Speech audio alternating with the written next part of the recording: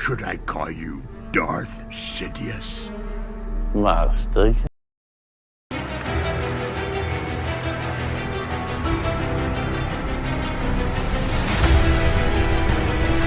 I want to stop. Stop the car now.